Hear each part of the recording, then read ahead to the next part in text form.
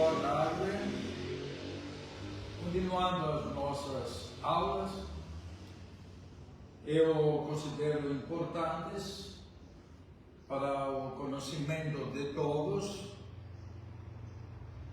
para que depois podemos ter as nossas conclusões,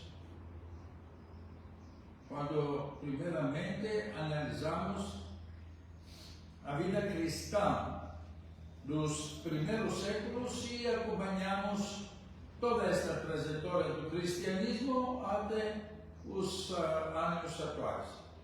Bom, depois do tabernáculo, onde os apóstolos de Jerusalém eram reunidos que receberam o Espírito Santo, que era o primeiro templo dos cristãos.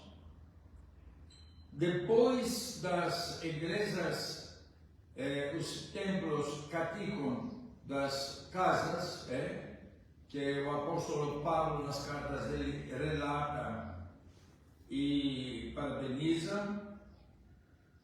Depois das catacumbas, que eram na realidade cemitérios onde sepultavam os mártires e em cima dos túmulos deles faziam os primeiros cristãos a divina liturgia.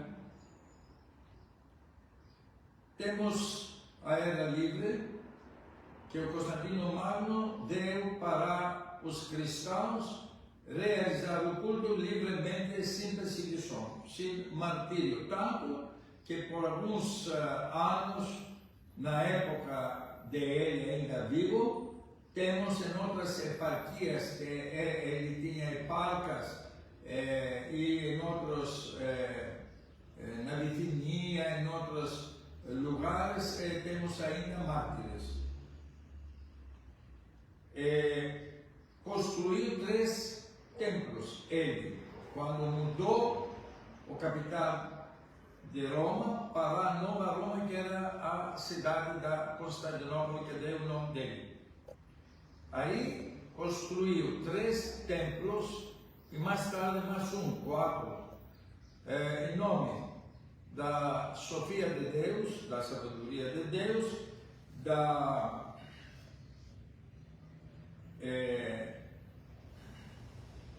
paz de Deus, Irene do Feu, e depois a força de Deus, Rinas do Feu, a força de Deus. 3 casas iguais, templos, e na nova Roma, nova capital do Império, e deu também uma 4ª, construiu mais uma 4ª, são os apóstolos, onde ele colocou ossos dos apóstolos em 12 tumbas, e ele colocou relíquias dentro dessas tumbas, e também construiu mais uma tumba para ele. Muito bem. Nos anos que ele era rei, a Sofia de Deus, um dos templos, pegou fogo. Por quê? Porque ela tinha tesouras telhado de madeira, que era do ano 404. Terminou, pegou fogo, e depois o Theodosius tentou novamente reformar, o grande Theodosius, o imperador grande Theodosius. Ele terminou esta igreja da Santa Sofia, que o filho do Constantino tinha colocado alguma reforma. O Constâncio tinha o Arcádio, o Constâncio era o sucessor do Constantino Magno e deu alguma reforma, mas o Theodosius ampliou, fez uma belíssima igreja, Santa Sofia, Sofia de Deus, sabedoria de Deus. Mas esse templo reformado do primeiro templo tinha uma infeliz, um infeliz término. Na época do Justiniano, aconteceu uma rebelião. A rebelião era uma briga entre dois partidos. Parecia que eram dois partidos do hipódromo, que eram as relações atléticas, mas na realidade eram relações políticas. E eles colocaram fogo na cidade de Constantinopla e queimaram 2/3 da cidade.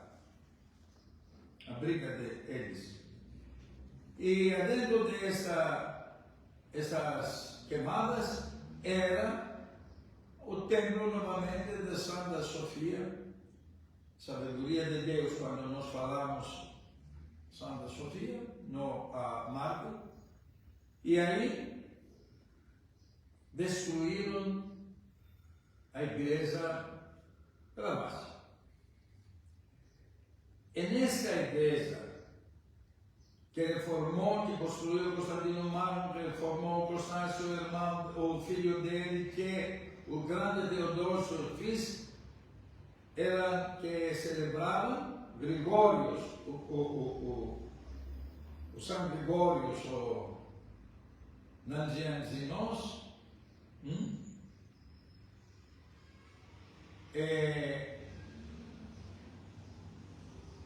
o São Crisóstomo, o grande São Crisóstomo. E neste templo escutavam as homilias, as liturgias, e neste templo ele realizou a liturgia reformada, a liturgia de São Basílio, e grandes santos eles celebravam lá. O Justiniano, autocrato, prometeu perante Deus reconstruir a Constantinopla, e mais que isso, reconstruir a Santa Sofia e levar esta novo templo, nova igreja, em um dos mais gloriosos templos do mundo. O Justiniano começou a arrecadar dinheiro e peças, principalmente por todo o império que ele tinha. Para vocês terem uma ideia, o Império Bizantino tinha 64 eparquias, o maior império de todos até agora, grego império e romano império. Era maior, com 64 eparquias em todo o mundo. Pegava 3 continentes. Então, os templos dos gregos e da idolatria eram em plena decadência. Não iriam mais fiéis. As cerimônias eram pouquíssimas. Porque o povo começou a ser convertido, aceitar o Cristo, aceitar o verdadeiro Deus, pelo trabalho dos apóstolos e dos metapostólicos pateras, a evangelização e o exemplo e os milagres e tudo isso que acontecia, colocaram a religião idólatra em plena decadência. Ninguém quer, a partir do momento que você conhece a verdade, ninguém quer a mentira. Isso é verdade. Os templos eram em plena decadência, caídos em pedaços. Colunas que caíam, mármores, cabeças das colunas corintiana, dórica e outra coisa, então eram caídas no chão o Constantino Magno, o Justiniano, mandou recolher por toda a ecumene, por todo o mundo conhecido que ele era o supremo chefe de esse Bizâncio, pegar mármores, pedras, colunas, cabeças das colunas, vases e tudo mandou para Constantinopla. Com que objetivo? Construir um megatemplo.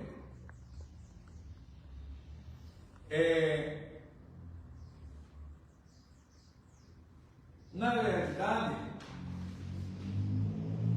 começou pela Atenas, que era a famosa Atenas, Pedélia, até os atuais anos. Ela tem uma montanha, se chama Pedélia, que tem mármore de primeira qualidade. A Ilha Pinos também tem mármores. Então começou pela Vilos, que tinha também mármores. Que a Vilos era a santa ilha onde os gregos todos seguravam os tesouros do império, que eram oferendas para os deuses, que eram de ouro, de prata, de rubis, de tudo isso, eram as oferendas. Pegou também colunas caídas e outras mármores, placas de mármores dos Delfos, da Éfeso, da Heliópolis, que era do Egito, pegou mármores e granitos. Da própria Roma, pegou material. Atenas, na Troia, pegou, porque a Troia era queimada, mas tinha material, ele pegou. No Quisico, perto da Rússia, o Quisico, pegou. Então, ele coletou tudo adentro com navios, transportou para Constantinopla. Começou a colocar para o povo impostos, que eram, alguns impostos eram para Santa Sofia, para a construção. Começou dos altos funcionários do governo, do reino, do império. Ele colocou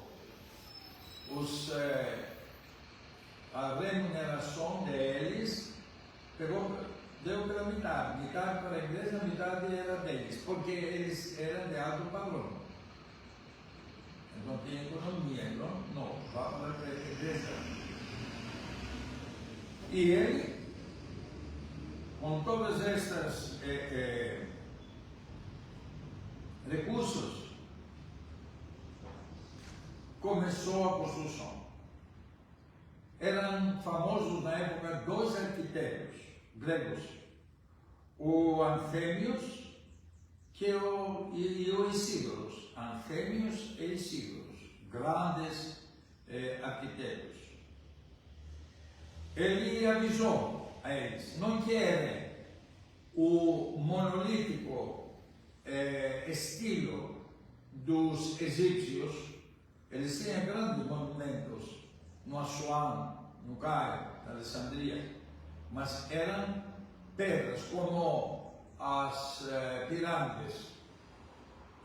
Não tinha beleza, eram ogões, eram grandes construções, mas não tinha beleza das colunas gregas, no ritmo grego, não eram muito bem construídos, eram monumentos brutos. Ele queria então dar uma delicadeza neste templo e alguns simbólicos. A construção vai ser baseada nos dogmas do cristianismo. dos dogmas, construção dos dogmas do cristianismo, simbolismo muito fértil. Para lembrar algumas coisas, quando eles entram no templo, o povo tem que lembrar algumas coisas da realidade cristã. 23 de fevereiro de 532, colocou a primeira pedra. E aí, convidou, agora é muito impressionante, trabalhadores que trabalhavam para a construção da igreja, eram 10.000 trabalhadores e 100 capatazes, em duas turmas. Ele estava lá na construção dia e noite, vestido de um simples, que torna um mando simples, nem com os diademas do rei, das mandias, das espadas, nada disso, como um operador. E correria em cima, por embaixo. E orientava e discutia com os arquitetos como deveria ser, como este, como outro.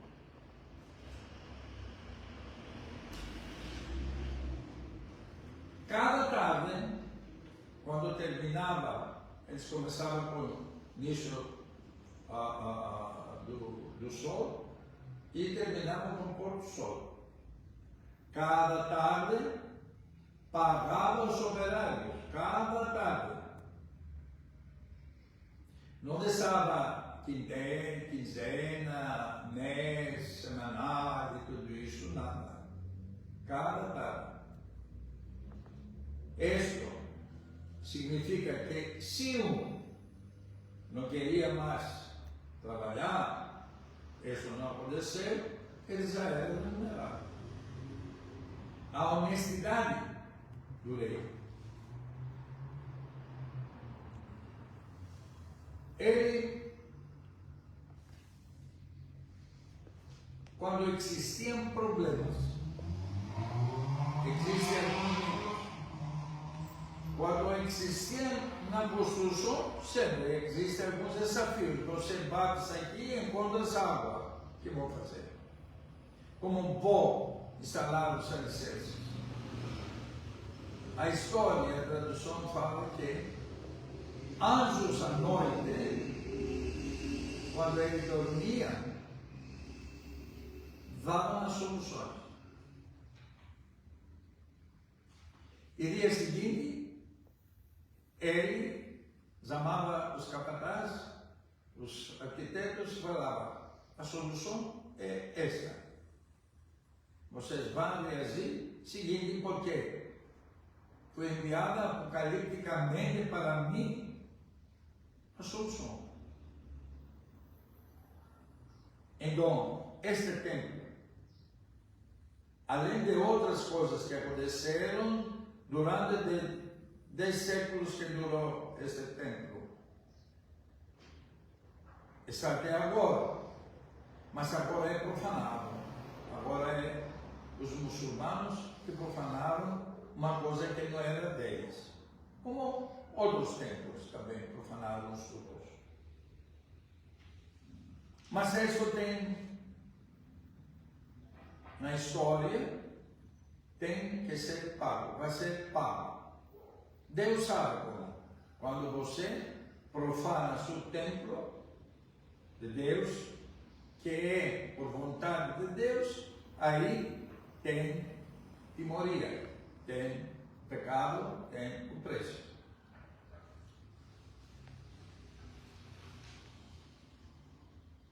– 27 de dezembro do ano 537, ou seja, 5 anos depois e 10 meses e alguns dias.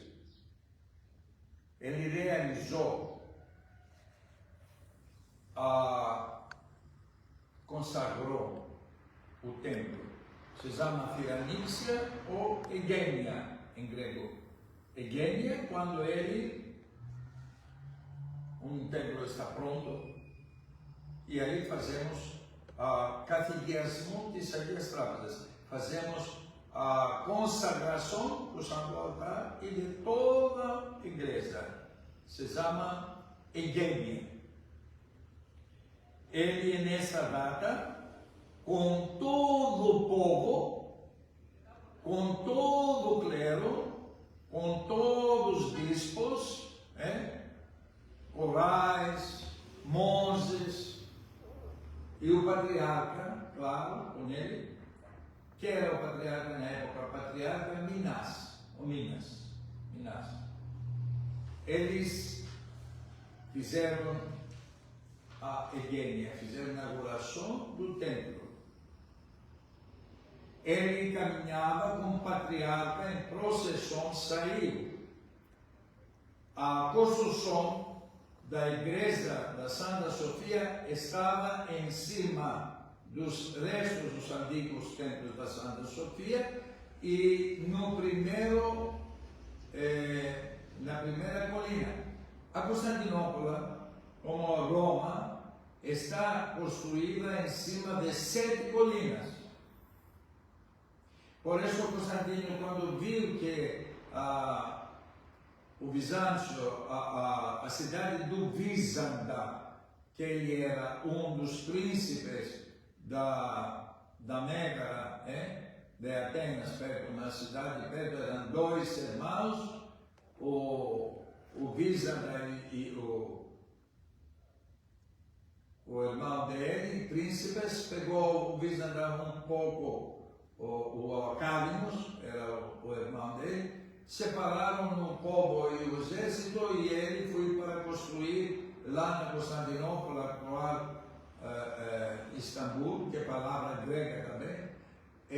Os turcos pensavam que era a palavra deles, mas nem a Constantinopla é grega, mas também a palavra Istambul é Istimpoli, também a palavra grega. Bom, então construiu Bizantas, uma cidade para manter aí nos extremos da Dardanélia, ter o controle dos navios que subiam e desciam.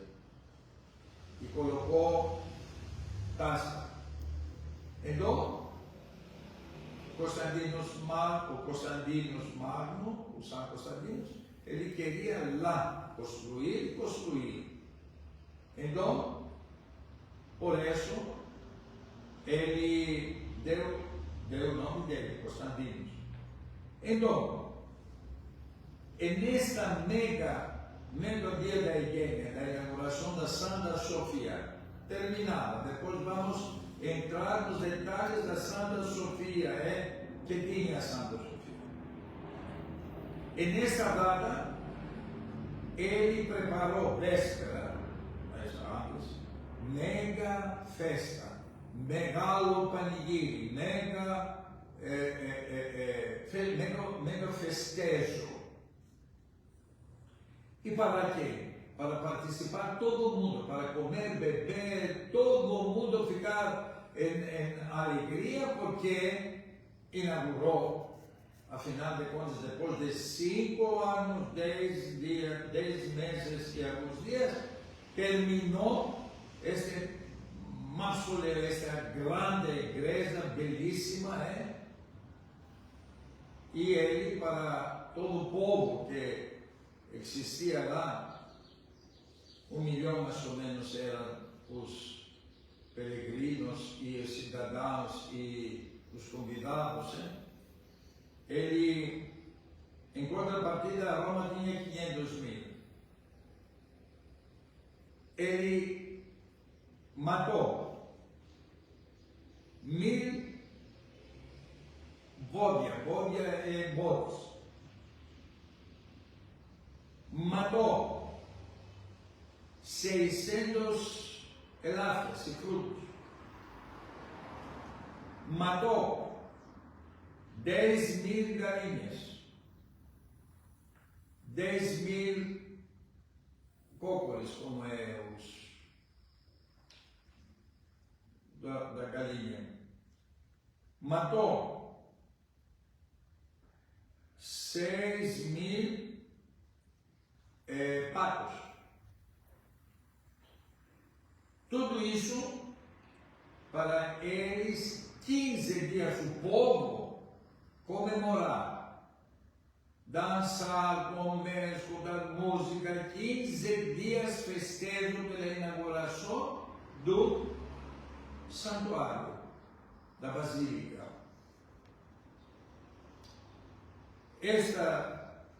Nessa data, ele mandava moedas de ouro para cada cidadão. Para eles agradecer a Deus e o rei também. Todos estavam em plena euforia, além das orações constantes adentro da igreja. E quando inauguraram, abriram as portas com o patriarca para entrar, é a famosa frase que ele falou: Nenique-casse Solomão, eu venci você, Solomão, porque o Solomão construiu o grande templo do Solomão que nós sabemos, e foi destruído depois pelos babilônios. Nabucodonosor destruído, mas era o grande templo do mundo, era o milagre do mundo. E quando ele entrou e viu a beleza da Santa Sofia, ele gritou: vencia você, Solomão, porque realmente o templo era muito mais luxuoso e muito mais bonito. Isto vamos fazer também uma análise dessa frase, que eu, particularmente, analisando, eu queria que ele falasse graças a Deus, doxa teu Deus. Mas ele, orgulhoso, mostrou para Deus o desempenho dele, o amor e tudo isso, mas também mostrou o egoísmo dele, algo que mais por frente nós vamos analisar em outras análises teológicas, como devem nós construir igrejas. Mas tudo bem, o povo aceitou, o povo amava, o clero gostava, e agora vamos ver que material ele recolheu. Quantos tipos de mármore tinham por estas áreas do mundo que ele arrecadou? 64 eparquias.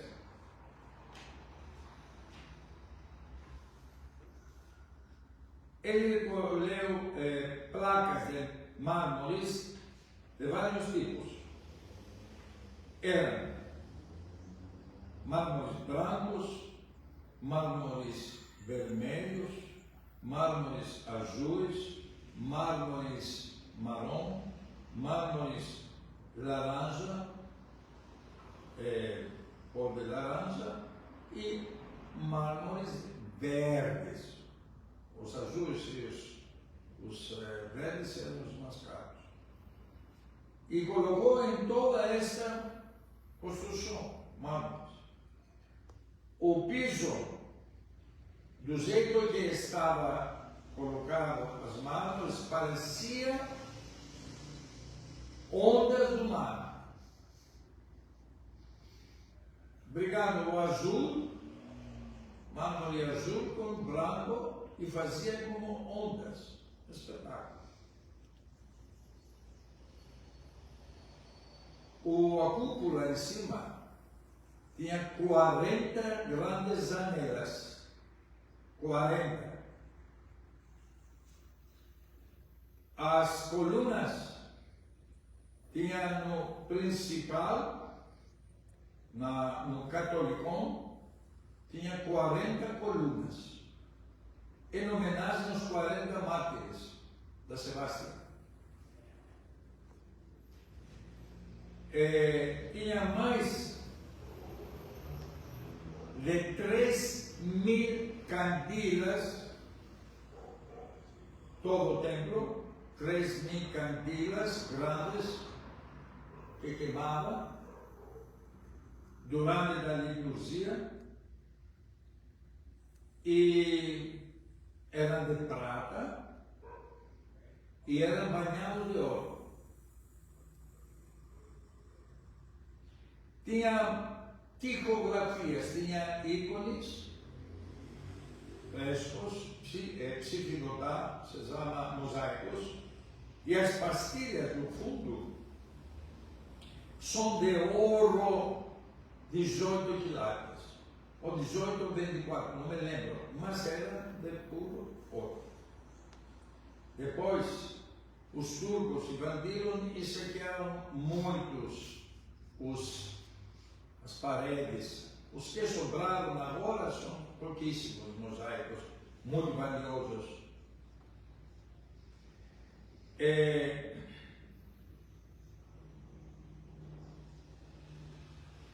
A Santa Mesa era feita de 3 tipos de madeira nobre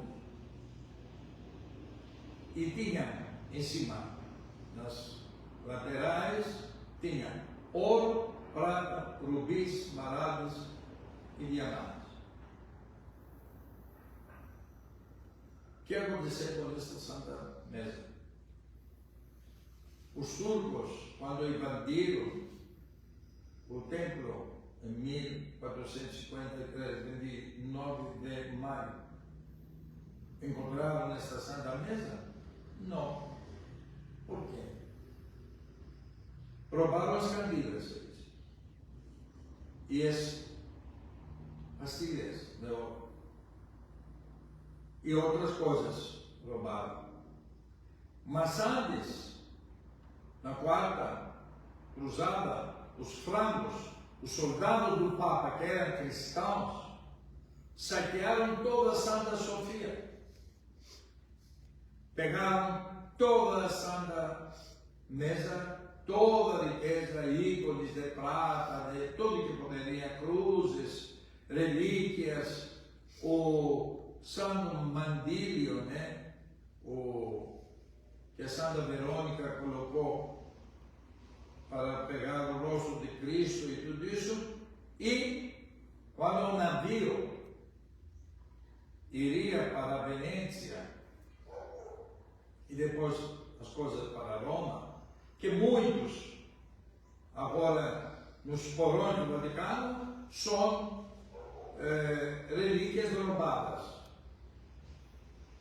e são de que época, da invasão dos soldados do Papa, que ficou embaixo do domínio deles. O navio de uma tempestade, quando eles, Constantinopla, passavam pela península não, o pé do Monte Athos, porque são 3 pés da Chalkidiki, o navio abriu, afundou e todas as relíquias juntas. Então, a Santa Mesa, com muitas outras relíquias do São João Crisóstomo, muitas outras coisas, muitas relíquias de santos, um pedaço de Santa Cruz e outras coisas roubadas que iriam para o Vaticano, não chegaram por vontade de Deus. Mas perdemos. Esta era ataque cristão contra cristão. Então, o que podemos falar sobre os inimigos? Se os próprios cristãos são inimigos, o resto não podemos falar nada. A realidade, a história revela tudo. Bom, agora temos que falar o simbolismo que tem esta igreja e por que tem este simbolismo. A igreja agora não é tanto porque não revela a riqueza do templo da época do Justiniano e dos demais aquela de Constantinopla. Por quê? Foi saqueada, foi 2 vezes caiu o trulo, a cúpula, por sismos e reconstruída. Essa que temos aqui é a terceira cúpula reconstruída ainda na época do Bizâncio. Mas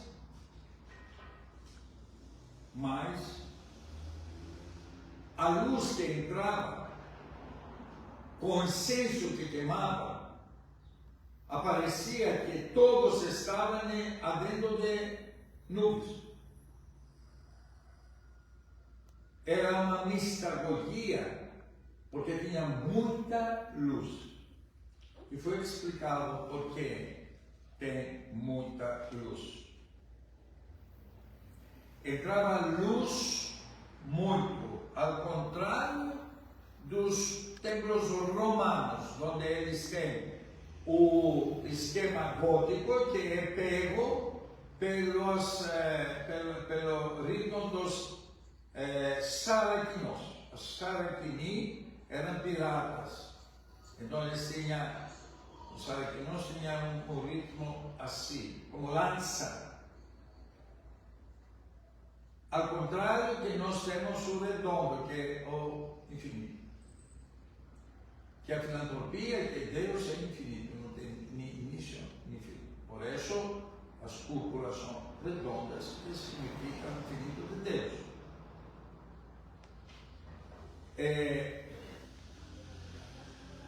Tinha curvas embaixo do anódio, onde ficavam as mulheres. Era folotã, se chamava,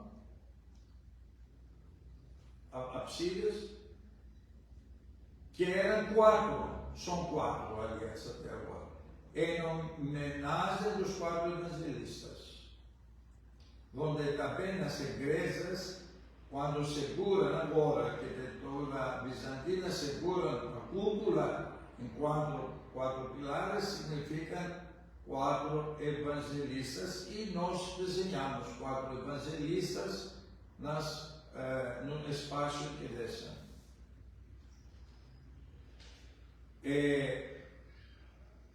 Tinha 7 separações o templo, em memória, em simbolismo dos 7 carismas do Espírito Santo.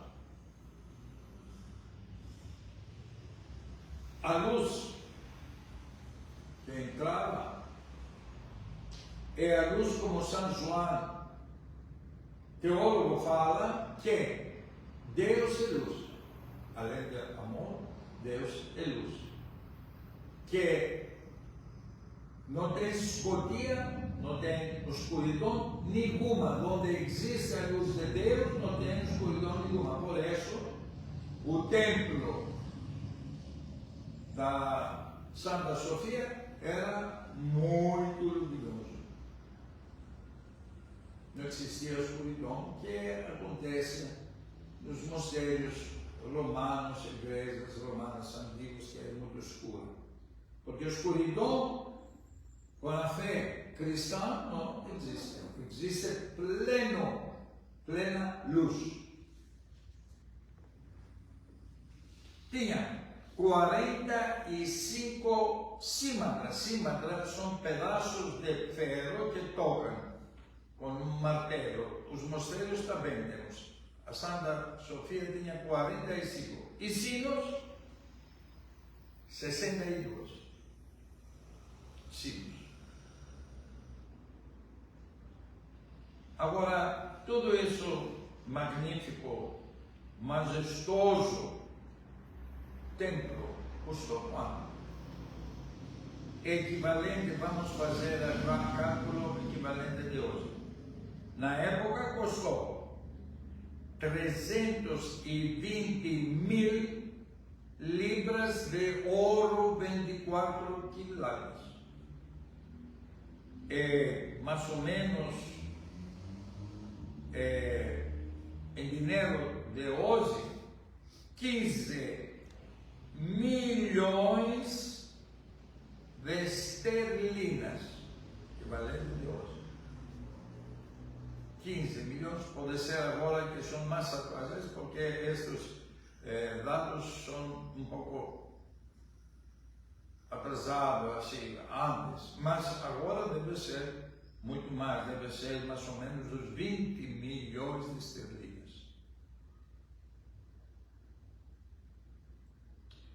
Este templo foi o exemplo para várias outras construções cristãs. A Roma, São Pedro, é baseado na Basílica da Constantinopla. São Paulo, em Londres, baseado nesta. Kiev, a igreja da Catedral do Kiev, baseada nesta. Venecia, a Venécia, o São Marco, baseado nesta. Há de um grego arquiteto do século XVI construiu a igreja de Antioquia, baseado nesta, que são lapidadas dentro da montanha, baseada nesta igreja, como exemplo.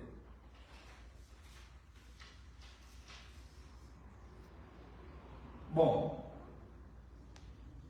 isto que o Estiniano falou, venceu a você, Salomão, durou 1000 e poucos anos, 1100 anos. E nessa igreja foram ordenados patriarcas, crismados, imperadores, bispos, presbíteros, diáconos. E nessa igreja temos entronizações de patriarcas, de reis, imperadores. E nessa igreja escutamos as primeiras orações da Virgem Maria, o Acatistos. E nessa igreja o patriarca Sérgio pegou a ícone da Virgem e saiu para fortalecer o ânimo dos soldados que seguravam a Constantinopla, que eram pouquíssimos, 3.000 soldados, porque o imperador estava na Pérsia para pegar a cruz, e nessa igreja foi levantado a cruz de Cristo. E nessa igreja foram os primeiros louvores da Virgem, Paráclisis grande e pequena, aí foram escutados pela primeira vez. E nessa igreja, os representantes dos russos falaram que não sabiam se estavam no céu, pela riqueza dos cânticos e da riqueza do templo, se eles estavam no céu ou o céu desceu para a terra. E, pressionados muito, falaram pelo Czar, que aceitam o Vladimir, que aceitam o cristianismo ortodoxo. E nesta igreja, convocou, tomou a comunhão o último imperador, Constantinos Paleologos. Quando todo o povo estava toda noite ajoelhado, orando, quando os turcos com canhões, o primeiro canhão estourou, um cristão latino, húngaro, construiu o outro canhão que identificou a muralha de Constantinopla, cristão, por causa do dinheiro. E nessa igreja terminou a homologia do último imperador, que Marte, antes de sair da muralha, batalhava até o último suspiro dele. Antes, convocou pela última vez do corpo e do sangue de Cristo, a última liturgia. Porque a liturgia, quando caiu a Constantinopla, a muralha, os cristãos se fecharam nas portas, que são de bronze enormes, portas se fecharam lá dentro, e quando os turcos entraram, pegaram os padres com cálices conícolas embaixo da escada e construíram eles na parede com as cálices e com as ícones. Ultimamente abriram estas paredes e os santos estavam lá dentro, e as cálices e as ícones.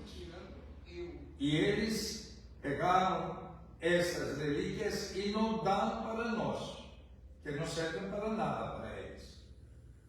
E os ossos que estavam encontrados, não sabemos se eles entregaram, não temos notícias. Agora, pela amizade das etnias, que não existe, história é história. Realidade é realidade. Por isso eu quero alertar todos. Quando nós falamos as realidades baseadas na história, documentadas, ninguém pode questionar. Não existe boa vizinhança. Não existe. Ou é fato ou não é fato. Por isso eu quero alertar todos que me escutam, todos que acompanham a minha trajetória e a minha diaconia. Nós não podemos enganar a ninguém. Temos que ser realistas. Temos que falar a verdade, porque a única que nos liberta é a verdade. Então, nessa igreja está sepultados todos os nossos pensamentos, todos os nossos sonhos, todos os nossos, o nosso desejo, os nossos desejos. É a igreja que louvava a Deus e agora está traumatizada e está não louvando a Deus. Eles pensam de louvar a Deus, não louvam. Quando eu louvo a Deus com uma peça roubada, saqueada, deformada, o meu egoísmo. Estamos falando na primeira cátedra, igreja dos cristãos do mundo. Os demais, vamos analisar em que base eles foram construídos. Se era em base de Deus ou em base do nosso orgulho. Que Deus abençoe.